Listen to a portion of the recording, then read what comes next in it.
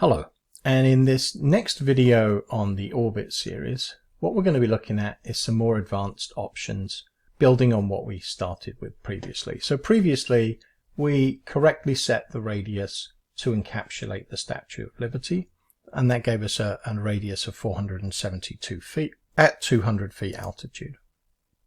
But what if you wanted to change some of these parameters and do something a bit more funky?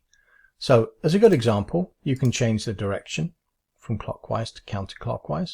But what I want to do here is I want to show you, if you click on Advanced, you'll get some additional options.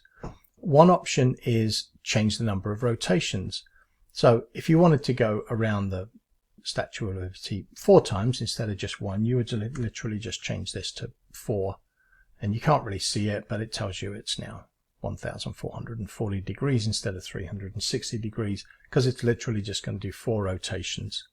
And we'll come back to that at a later video when I cover something a bit more advanced.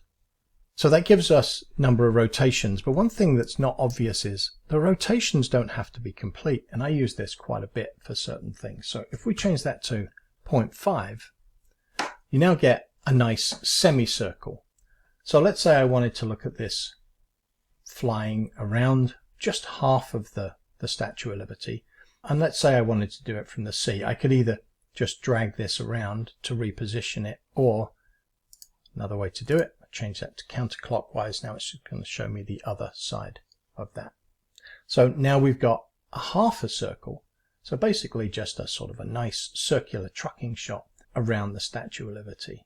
So that's actually a great way to capture some creative shots.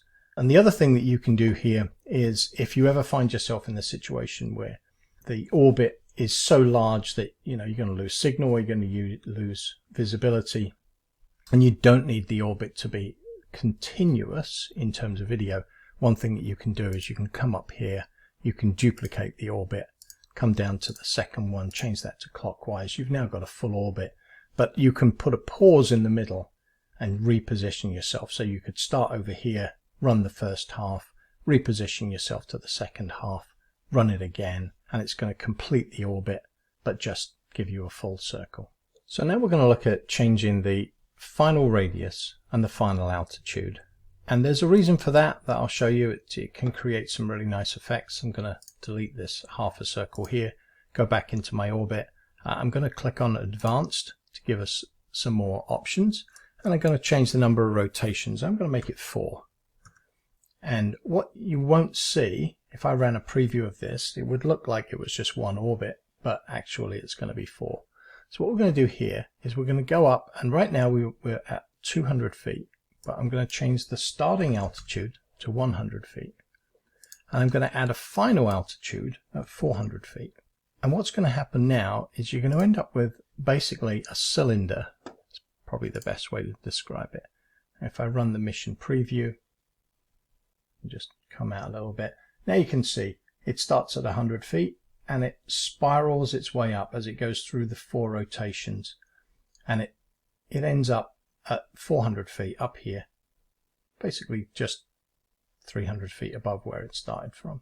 That's a really nice way to create some effects, particularly if you're flying around something like a tower or something like that. So then on top of that, what else can we do? Let's kill this mission preview. We can also add, go into Advanced again, we can also add a final radius. So if I wanted to get it to come in as it climbed, so let's say the final radius is 150 feet. What you're going to find is you get this nice spiral now. So you've got a spiral. This spiral was there before, but it was at the same radius, but now it's actually moving in. And again, if I run the mission preview, you're going to get this sort of almost like a Christmas tree effect. And there it is, right? So if you wanted to see this flying around the Statue of Liberty, it's going to continue to look at the base of the Statue of Liberty, and we're going to touch on that in the next video. So that's it. Feel free to reach out with any questions, and I hope you found this useful.